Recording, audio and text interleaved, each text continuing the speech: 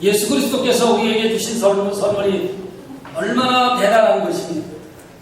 그리고 어떻게 해야 능력을 발휘할 수 있는지 여러분들 아십니까? 예수를 나의 구주로 영접한 모든 그리스도인들, 저와 여러분들 모두가 다 똑같은 예수 안에 있는 생명을 얻은 사람들입니다. 사도 요한은 요한복음 1장 4절에서 예수 안에 생명이 있었나니 그렇게 말합니다. 그 생명을 저와 여러분들이 갖게 되었습니다. 그럼에도 불구하고 모두가 다 똑같지는 않다는 거죠. 같은 예수 안에 있는 생명을 가진 사람임에도 불구하고 다 똑같지 않다는 거죠. 그 이유가 왜 그렇겠습니까? 믿음의 분량이 다르고 신앙의 성숙한 수준이 다 다르기 때문에 그렇습니다. 하나님께서 주신 말씀을 같은 시간, 같은 장소, 같이 앉아서 들었음에도 불구하고 어떤 사람은 주신 은혜에 감격을 합니다. 그러나 어떤 사람은 목사님이 하시는 소리가 무슨 소리인가? 말씀조차 이해하지 못하는 사람들이 있거든요. 그래서 예수 안에 생명을 얻기는 얻었지만 같은 말씀을 들음에도 불구하고 받는 은혜가 각각 다르다는 거죠. 오늘 말씀 7절에 보면 우리 각 사람에게 그리스도의 선물의 분량대로 은혜를 주셨나니 이렇게 말씀합니다. 하나님께서는 우리에게 새 생명이라고 하는 예수 그리스도를 통해서 엄청난 선물을 우리에게 허락해 주셨습니다. 예수 그리스도께서 십자가에서 흘리신 보혈로를 말미암아 죄로서 부패한 옛사람은 다 땅에 묻어버리고 때묻지 않고 부패하지 않은 새 생명을 우리에게 허락해 주신 겁니다. 그렇지만 우리들에게 새 생명이 주어졌다고 해서 무조건 새 인생을 사는 것은 아닙니다. 그렇게 살아야 돼요. 새 생명을 얻은 사람은 그렇잖아요. 새로운 장기를 기증받은 사람은 다시 태어났으니 새 생명을 살아야 하는 거예요. 우리는 영적으로 새로운 생명을 받았음에도 불구하고 다 같이 무조건 새 인생을 사는 건 아닌 것 같다 그 말이에요. 마치 어린아이가 태어났습니다마는 영양소 어머니로부터 생명을 받고 태어나긴 했지만 그 스스로 아무것도 무엇인가 할 수 없는 것과 똑같습니다. 어린아이가 태어나면 어머니로부터 많은 영양소를 잘 공급을 받아야만 합니다. 그렇죠? 그래야 튼튼하게 무럭무럭 잘 자라날 수 있습니다. 그렇듯이 예수 안에 있는 새로운 생명으로 거듭난 저와 여러분들도 매일 새로운 말씀을 통한 능력을 우리도 받아야만 합니다. 말씀을 늘 사모하며 그 말씀을 잘 먹고 소화해서 영적으로 점점 든든한 영적인 사람으로 자라나야 한다 그런 말씀이에요. 오늘 말씀에 보니까 그리스도의 선물의 분량 이런 말씀이 나옵니다. 이 무슨 말씀일까요? 이것은 예수 그리스도의 선물에 제한이 있다 그런 뜻이 아닙니다. 그런 말이 아니고 오히려 우리가 그 선물을 받아들이는데 한계가 있다 그런 뜻입니다. 어린아이는 어린아이의 손 크기만큼만 선물을 가져갈 수 있어요. 아무리 크고 좋은 선물이 있다 할지라도 아이 손이 작기 때문에 큰 것을 가져갈 수는 없다 그 말이에요. 그렇지만 손이 큰 여러분들은 어린아이보다 훨씬 더 크고 좋은 선물을 집어갈 수가 있는 거죠. 하나님께서는 예수 그리스도를 통하여 우리들에게 놀라운 새 생명을 허락하셨습니다. 그리고 그 능력 있게 살아갈 수 있는 선물을 지금도 여전히 계속해서 허락해주고 계십니다. 그렇지만 믿음의 분량, 그릇이 적은 소유자에게는 적게 받을 수밖에 없는 거죠. 그러나 말씀을 늘 사모하며 은혜를 늘 받는 사람은 신앙적으로 많이 자라서 믿음의 그릇이 크기 때문에 하나님께서 부어주시는 엄청난 놀라운 선물을 아주 듬뿍 받아갈 수 있다 그 말입니다. 믿음은 말씀을 들으면서 난다 그렇게 말씀합니다. 로마서 10장 17절의 말씀에 그러므로 믿음은 들음에서 나오며 들음은 그리스도의 말씀으로 말미암았느니라. 믿음은 저절로 생기는 게 아니더라고요. 그저 교회만 나오면 내 믿음이 점점 자라는 줄 알았는데 로마서 10장에 보니까 17절에 보니까 그렇지 않다는 거예요. 늘 말씀을 사모하며 들어야 한다는 것이죠. 그래야 은혜도 받게 되고 말씀 듣지 못하면 은혜 받지 못하는 거 당연한 거 아니겠습니까?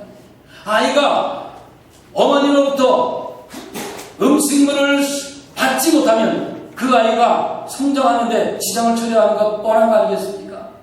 우리도 영적으로 하나님의 말씀을 늘 사모하며 그 말씀 듣는 일에 최선을 다해야 나의 영적인 삶이 점점 더 늘어나게 되는 거예요.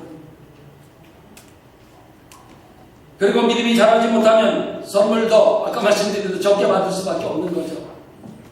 오늘 말씀은 그리스도께서 주신 선물이 얼마나 엄청난 것인지를 잘 말씀해주고 있습니다. 8절 갑니다. 그러므로 이르기를 그가 위로 올라가셨을 때에 사로잡힌 자를 사로잡고 사람들에게 선물을 주셨다 하였도다. 이 말씀은 사도 바울이 시편 68편 18절을 인용하는 말씀입니다. 시편 68편 18절에 보면 이런 말씀이 나옵니다. 주께서 높은 곳으로 오르시며 사로잡은 자를 끌고 선물을 인간에게 또는 패역한 자 중에서 받으시니 여호와 하나님이 저희와 함께 거하려 하시니로다.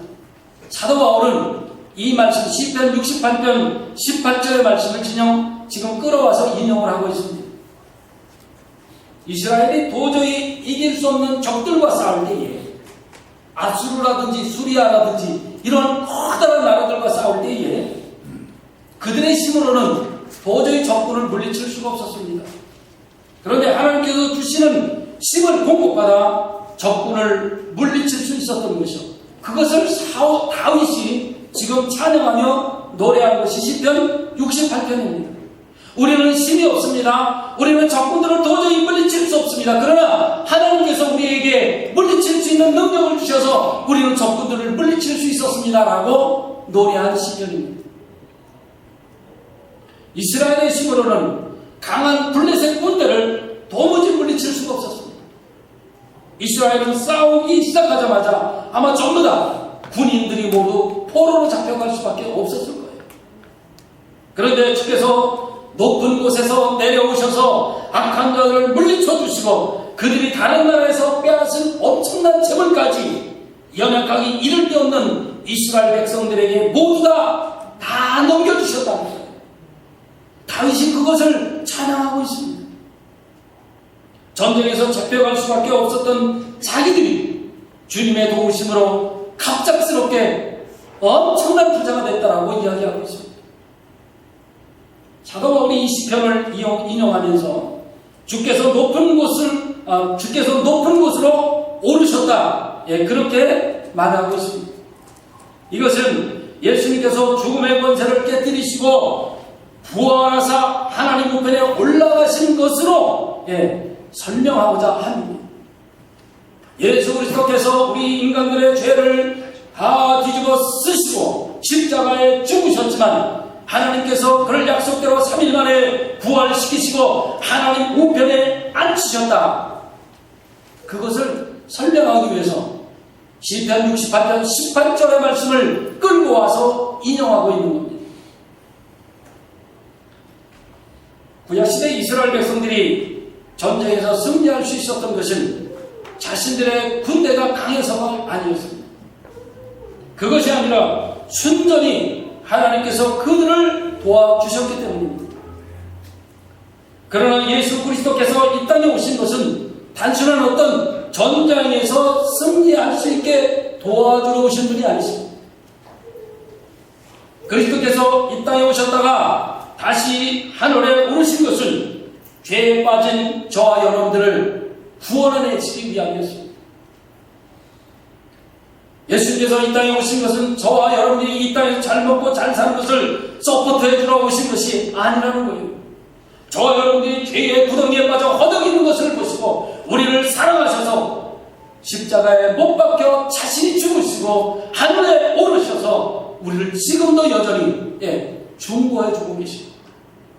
예수님은 사탄의 포로가 되었던 우리들을 십자가 보혈로 건져 내주셔서 그리고 우리들에게 새로운 선물을 허락해 주신 거죠.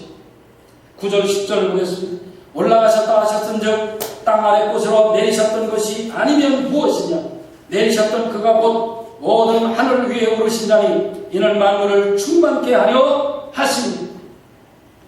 예수님께서 이 땅에 내려오셨다가 다시 하늘로 올라가신 이유가 무엇이냐? 그것은 만물을 충만하게 하시기 위함이었다라고 사도 바울은 설명하고 있습니다. 여기서 충만하게 한다라고 하는 것은 이런 뜻이에요. 아직 너무나도 불완전한 상태에 있는 온 세상을 다시 온전하게 회복시키신다. 그런 의미입니다. 예수님께서 이 땅에 오신 이유는 아까 말씀드린 대로 죄의 구덩이에 빠져있는 저와 여러분들을 구원해내시기 위함이었습니다.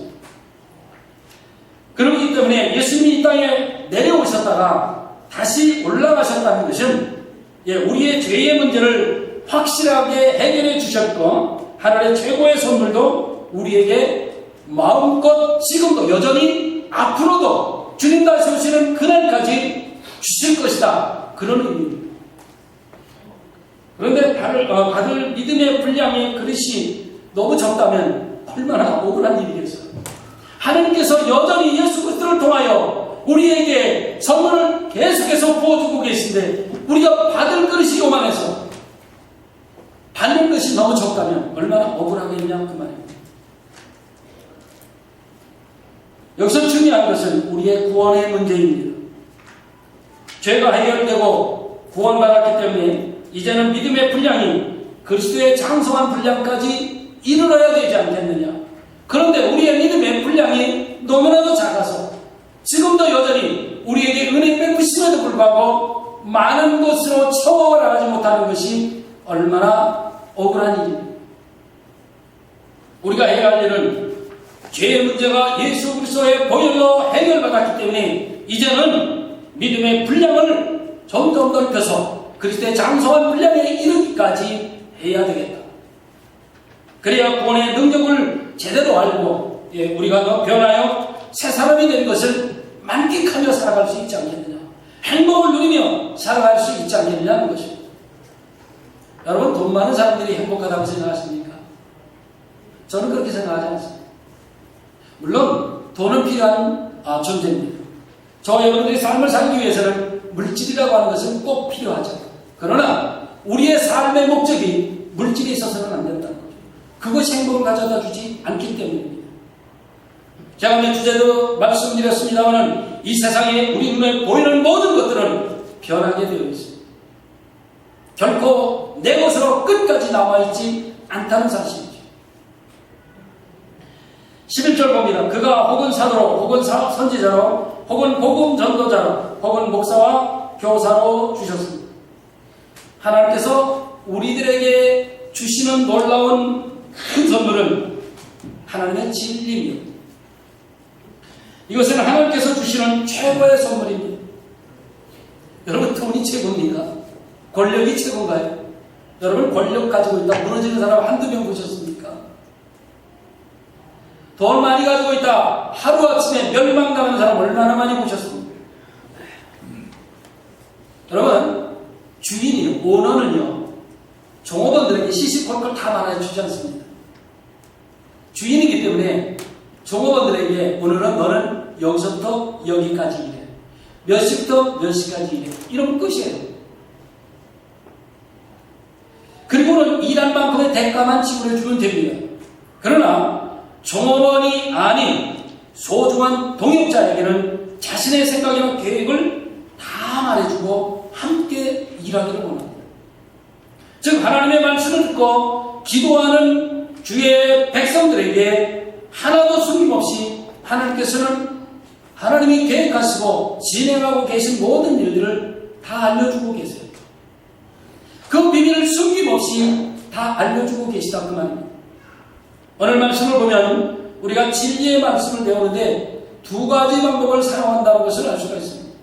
첫 번째는 무엇이냐면 교회를 통해서 진리를 알려주신다는 거고요. 두 번째로는 세우신 하나님의 사람들을 통해서 진리를 배워나가도록 한다는 겁니다.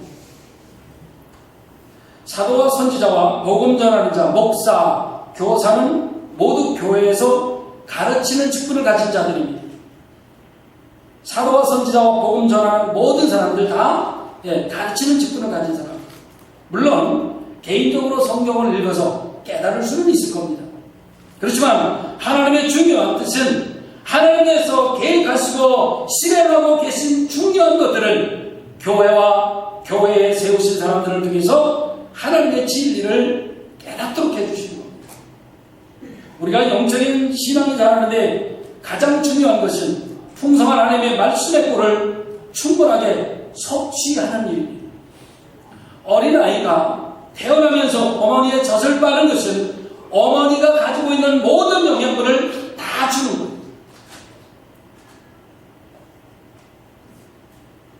양이 있지 않습니까? 매하는 양도 양질의 꼴을 먹어야 그가 충분하게 주인에게, 목자에게 털을 선물해 줍니다.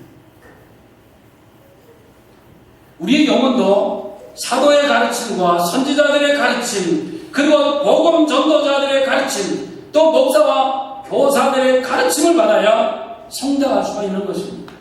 영적으로 말이죠.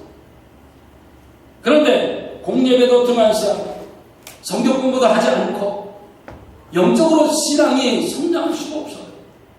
로마서 10장 17절 말씀대로 말씀은 들으면서 한다고 그랬는데 듣지 않으면 어찌 영적으로 성장할 수 있겠습니까?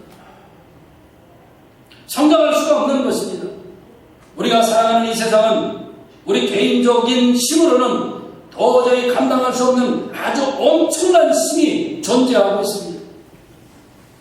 그렇지만 말씀 중심으로 우리 모두가 한 마음이 되어 사랑의 공동체에 함께 동참만 한다면 우리 안에 엄청난 능력을 가진 하나님께서 함께 하시기 때문에 세상의 모든 것들을 이기고도 남을 줄로 믿습니다. 그래서 함께 모여 기도해야 되고요. 함께 모여 말씀 들어야 되고요. 함께 모여 공부해야 합니다. 이스라엘 백성들이 낮에는 덥고 밤에는 추운 험한 광야를 어떻게 살아나갈 수 있었겠느냐는 것입니다. 그들이 밤에는 영하 40도까지 내려가는 그 추운 광야에서 어떻게 살아남을 수 있었을 것이며, 낮에 사막에 뜨거운 햇빛 50도까지 올라가는 그 햇빛 사막 가운데 어떻게 살아남을 수 있었겠느냐는 것입니다. 인간으로서는 도저히 불가능한 것입니다. 그러나 그들 안에 능력의 하나님이 늘 함께 계셨다는 사실이죠. 하나님께서 원하시는 것은 새 생명을 가지고 새 인생을 사는 저와 여러분들에게 우리 모두의 믿음이 그리스도의 장성에 분량에까지 이르기를 지금도 여전히 원하시고 계시다는 거예요. 그 이유가 무엇이겠습니까? 하나님께서 날마다 쏟아 부어주시는 그 은혜를 충분히 받아 공급받아서 이 세상을 이기고도 남게 하시기 위함이라는 거예요. 12절 13절입니다. 이는 성도를 온전케 하며 봉사의 하게 하며 그리스도의 몸을 세우려 하시기로 우리가 하나님의 아들을 믿는 것과 아는 일에 하나가 되어 온전한 사람을 이루고 그리스도의 장성한 분량이 충만한 데까지 이르리니.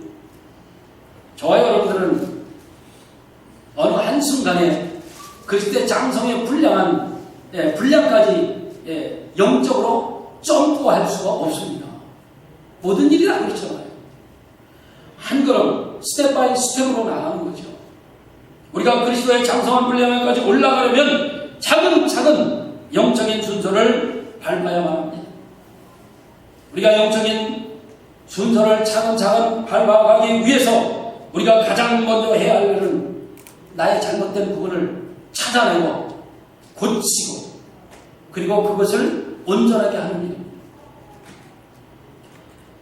그 다음으로 각종 예배에 참석해서 말씀을 듣고 예배의 기쁨을 충분하게 누리는 거예요.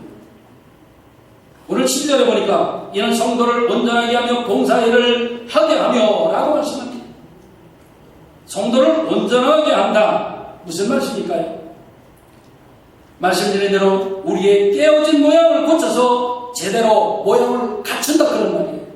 우리의 잘못된 부분을 빨리 발견해서 제대로 회복시킨다. 온전하게 한다. 그런 말씀입니다. 우리가 처음 예수를 만났을 때 한번 생각해 보시죠. 얼마나 깨어진 부분이 많았습니까? 모난 부분이 많았습니까? 세상에서 입은 상처가 얼마나 많았습니까? 그러나 예수를 만나고 나서 말씀을 사모하고 말씀 듣는 일에 충성을 다하니 하나님의 말씀을 통해서 깨어진 상처가 하나씩 둘씩 아물어가기 시작했던 거죠.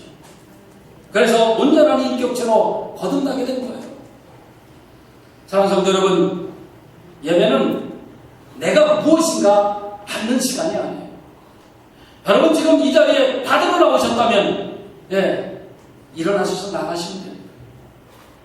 지금 이 자리는 받는 자리가 아니라 내가 하나님께 신령과 진정으로 봉사하는 시간이에요. 하나님이 기뻐하시는 찬양과 기도와 말씀으로 하나님께 최고로 봉사를 해드리는 시간이다 그 말이에요. 그래서 예배하는 자는 신령과 진정으로 예배할지니라 그렇게 말씀하는 거죠. 최고의 예배를 준비해서 하나님께 최고의 서비스를 해드리는 시간이 바로 이 시간인 것입니다. 그래야 우리에게 예배의 기쁨이 회복되어지는 거예요. 무엇인가 받으려는 마음으로 앞서지 마십시오. 정성을 다해드리는 마음이 먼저 되어야 됩니다. 그래야 우리의 중심을 보시고 은혜를 거저 선물로 쏟아부어 주시지 않겠냐는 거죠. 다윗은 시편에서 하나님을 가까이 하는 것이 내게 복이다 그렇게 말씀하고 있습니다. 하나님께서 주시는 복은 예배를 통해서 임한다는 사실을 우리 모두가 반드시 기억해야 할 필요가 있습니다.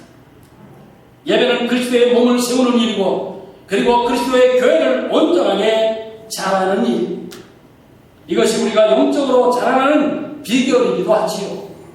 14절로 가니 이는 우리가 이제부터 어린아이가 되지 아니하여 사람의 괴술과 간사한 유혹에 빠져 모든 교훈의 풍조에 밀려 요동치 않게 하려 합니다. 신앙이 어린아이 같은 사람의 특징을 들어보라면 이런 거죠. 어떤 일을 잘 삐지고요. 아무것도 한 일을 안 삐져.